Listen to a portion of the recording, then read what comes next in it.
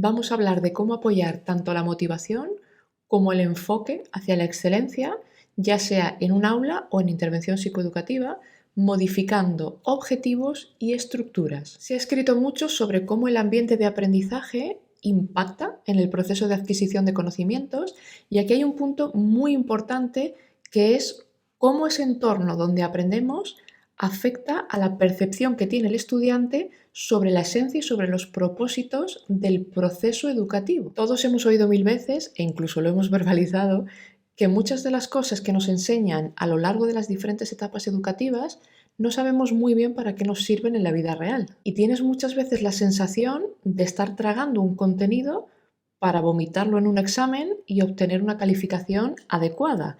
Pero vamos a ver qué importante es enfocarnos hacia el dominio de algo y no tanto hacia el rendimiento. Vamos a pensar primero en los llamados objetivos de logro, es decir, cómo las personas abordan sus metas y objetivos en el aprendizaje. Estos objetivos incluyen lo que creemos, a qué atribuimos nuestra conducta y nuestros resultados y cómo nos sentimos al respecto. Hay dos tipos principales de objetivos de logro, los de aprendizaje y los de desempeño. Los de aprendizaje están relacionados con el deseo de mejorar y aprender, mientras que los de desempeño se centran más en demostrar habilidades para obtener un reconocimiento. Estas diferencias influyen en nuestra motivación y en cómo nos involucramos en las actividades de aprendizaje. Si cambiamos ahora el nombre de objetivo de logro centrado en el aprendizaje por alcanzar la excelencia o la maestría, estamos hablando de aquellos estudiantes que tienen una preferencia por realizar, vamos a decir, trabajos que sean desafiantes, por ejemplo, asumir un tema que es más difícil del que han escogido la mayoría de compañeros, o por tener un interés intrínseco por el aprender, con una actitud positiva hacia el aprendizaje. Estas dos cosas es muy frecuente verlas en niños y niñas con alta eficiencia cognitiva. Cuando tu enfoque no es solo el obtener un buen rendimiento traducido en unas notas excelentes, sino que tu objetivo es alcanzar la maestría, esto aumenta el tiempo que los niños dedican a las tareas de aprendizaje y, lo que es aún más importante, la persistencia frente a la dificultad, que no se rindan rápidamente ante los desafíos, y por tanto lo que conseguimos es mejorar la capacidad de su participación activa en el proceso de aprendizaje. Y esto es algo esencial para trabajar con todos los niños, pero específicamente para los que tienen alta eficiencia cognitiva. Cuando los niños tienen la convicción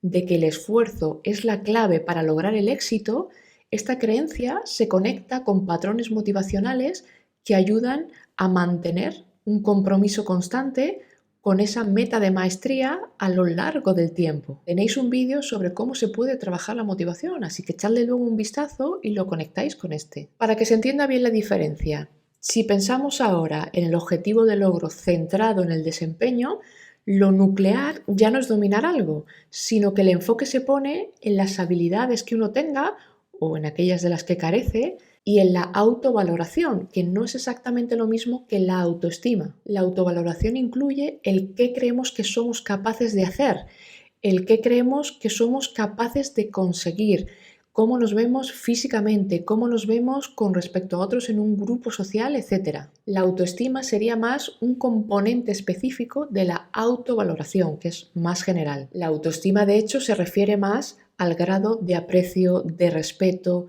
y de aceptación que alguien tiene hacia sí mismo, y que además está relacionado con la valoración subjetiva de la propia valía y de la competencia. Cuando nuestra meta es el desempeño puro y duro, conectamos nuestras habilidades con el hecho de superar a otros, con pasar esa barrera imaginaria de lo estándar o de lo que creemos que es capaz de hacer la mayoría. El problema, y esto se ve mucho en consulta, es tener en mente que se puede lograr el éxito con poco esfuerzo, y más aún cuando tienes unas grandes capacidades de base, y lo que supone encima pensar así a la hora de alimentar los rasgos narcisistas. Son muy frecuentes las verbalizaciones del tipo «es que los demás no saben hacer nada» o «¿cómo no eres capaz de aprender eso si es facilísimo?». Y no solo las verbalizaciones, sino las conductas despreciativas hacia otros, lo cual es probable que te genere problemas de relaciones sociales y eso a su vez que impacte los sentimientos de soledad,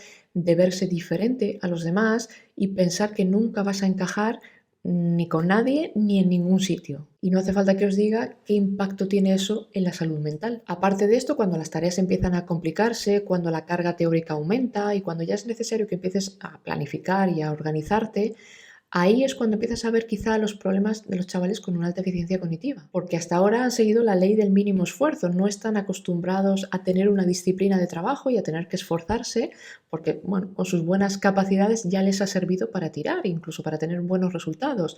Lo que pasa que cuidado con esto, porque no es raro que pinchen en secundaria. Así que prevención, que también hay que trabajar algunas cosas con estos niños y niñas, ¿eh? Claro, ¿qué sucede cuando conectamos nuestras habilidades con el hecho de tener que superar a otros?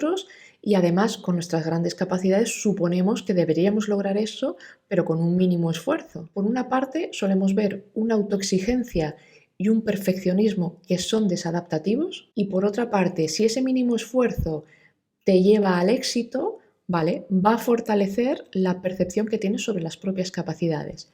Pero si lleva a lo que consideran fracaso, que por cierto para ellos un fracaso puede ser sacar menos de un 8, o que otro compañero al que consideran con menor capacidad se haya esforzado tanto que el profesor lo haya valorado y les haya puesto mejor resultado que a ellos, enseguida ven amenazada la forma en que se autoperciben como muy capaces, y así sí que se ve afectada su autoestima. Por tanto, lo que nos hace esforzarnos y cómo nos sentimos al hacerlo varía dependiendo de si estamos persiguiendo la maestría en algo o si simplemente buscamos demostrar habilidad, ¿no? Y quedar por encima de otros. Pensad que un objetivo de aprendizaje o de maestría pone en marcha multitud de variables relacionadas con la motivación, con la calidad de participación en el proceso de aprendizaje, y eso lo que hace es mantener la conducta hacia el logro. Y todo eso está relacionado con el aprendizaje autorregulado, del que ya os he hablado en varias ocasiones. Pero si mi objetivo es de desempeño,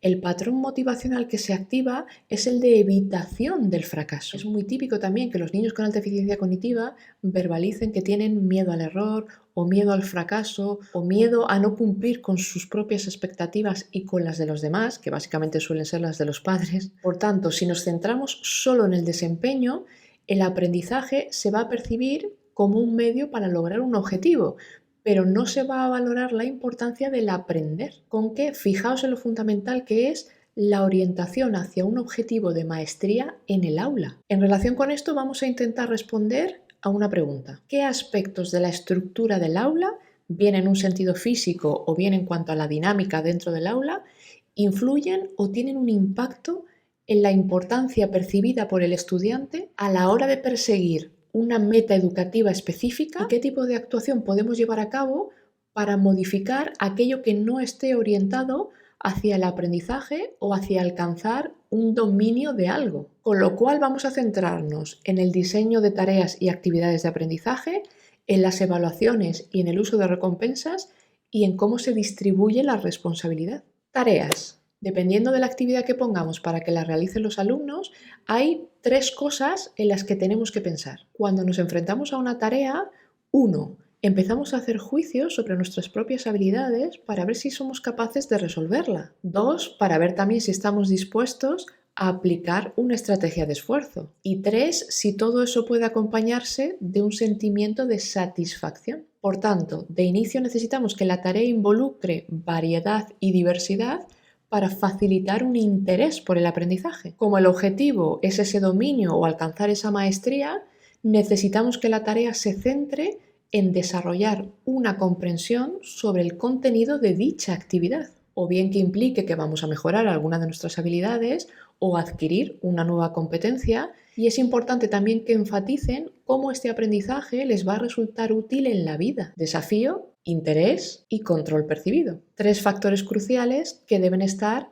en la estructura y en el diseño de las tareas de aprendizaje. Cuando metemos diversidad en las tareas, vamos a evitar en parte la comparación social, y aunque haya diferencias de rendimiento entre unos y otros, no se va a percibir como diferencias en la capacidad. Además de esto, si un estudiante cree que puede realizar una tarea con un esfuerzo moderado y además ve metas específicas y a corto plazo, es más fácil que tenga una disposición hacia la realización de la actividad. Y todo esto es muy importante para que puedas introducir lo necesario y lo útil que es empezar a aprender estrategias de planificación, de organización, de monitoreo, es decir, habilidades metacognitivas, autorreguladoras. Evaluaciones y recompensas. Tenéis que tener claro que la forma de evaluar afecta a la motivación. Normalmente la guerra siempre se centra en exámenes sí, exámenes no, deberes sí, deberes no, pero es que eso no es lo importante. Lo importante es cómo un estudiante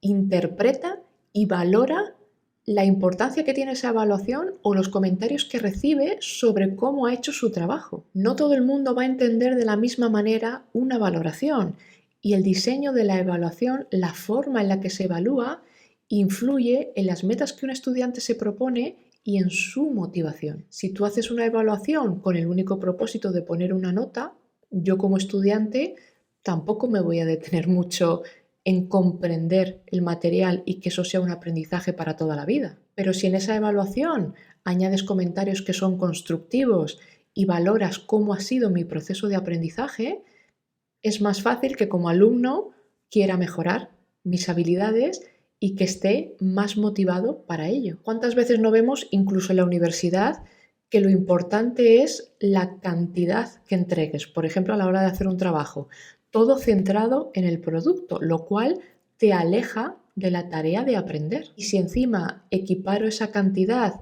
al rendimiento, cuanto más peso, más nota, y esto lo hemos vivido todos los estudiantes, estaremos poniendo el enfoque en el desempeño y más cuando, por ejemplo, te corrigen el índice y te dicen 4 tonterías que te hacen saber que ni se lo ha mirado. Aquí va a entrar en juego también la comparación social que dijimos antes, pero como efecto perjudicial en la motivación de los niños. ¿Qué crees que pasa por la cabeza de los niños cuando anuncias las notas en voz alta o cuando pones un calendario visible con las calificaciones y con el progreso de los estudiantes, o cuando agrupas por habilidades, o si exhibes unos trabajos pero no otros? Mucho cuidado con esto, porque ¿qué sucede si mi autovaloración va a depender de sobrepasar un estándar imaginario o de tener que superar a otros o centrarme solo en tengo que ganar, tengo que ser el mejor? Vamos a centrarnos mejor en esfuérzate, participa con ganas y trata de mejorar tu propio rendimiento. Hay niños que incluso se obsesionan un poco con las notas de los demás, con cómo las han conseguido y ponen su foco en observar al otro en vez de mirar a lo que hacen ellos. En consulta, a mí cuando me empiezan ya con ese cuento, ya tenemos una relación y nos conocemos, yo siempre les digo, mira, déjate de rollos, deja de poner el foco de atención en lo que hace el otro y vamos a centrarnos en lo que haces tú. ¿Cómo puedes mejorar tú? Y mejorar tú significa que vamos a mantener o incluso aumentar la calidad con menos esfuerzo y en menos tiempo.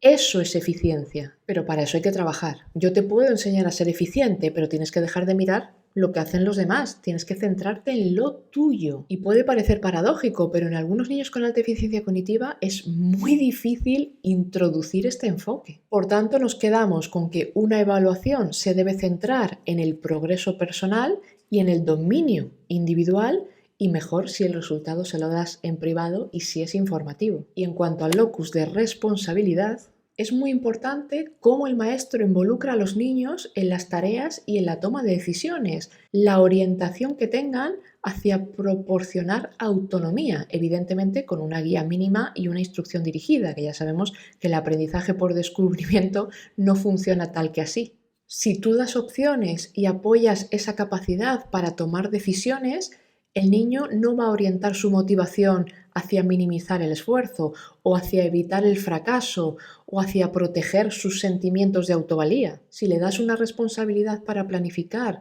para ir cumpliendo pequeños objetivos a lo largo del tiempo y perciben que tienen ese control personal porque los estás apoyando a la hora de seleccionar y aplicar estrategias, estás potenciando el desarrollo del autocontrol y de la autorregulación. Que por cierto tienes un vídeo sobre cómo trabajar la función ejecutiva en la etapa de infantil.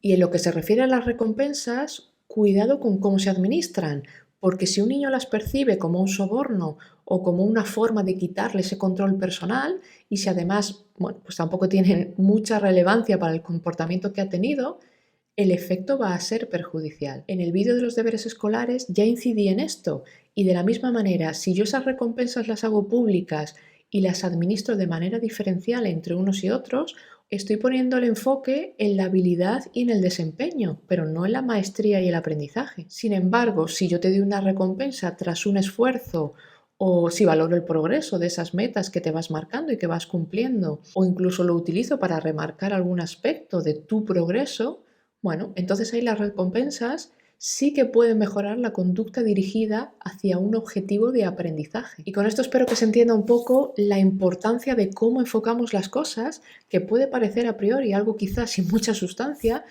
pero es fundamental para nuestro desarrollo en multitud de aspectos, incluido evidentemente como pieza nuclear el aprendizaje, pero también para nuestra salud mental en general. Y no pienses que un niño con una alta eficiencia cognitiva no va a necesitar ni ayuda ni trabajo, porque esto no es cierto. Yo los que tengo en consulta vienen por dos razones. Una, porque necesitan estimulación, aunque no me gusta nada esa palabra que se ha manoseado tanto, y para mejorar su eficiencia, para lo cual trabajamos sobre distintos procesos cognitivos, estrategias de aprendizaje, estrategias metacognitivas, planificación, organización, etc. Y los que vienen porque presentan un comportamiento disruptivo que está limitando el desarrollo de todo su potencial y además genera problemas a su alrededor. En estos casos se trabaja sobre la autorregulación emocional y conductual, sobre los miedos al error y al fracaso principalmente, sobre ese enfoque tan marcado que tienen hacia el rendimiento y el desempeño y hacia medirse y compararse con los demás, lo que también muchas veces les lleva a una autoexigencia